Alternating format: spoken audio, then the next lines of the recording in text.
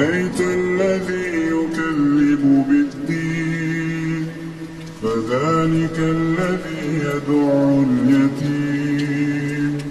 ولا يحض على طعام المسكين فويل للمصلين الذين هم عن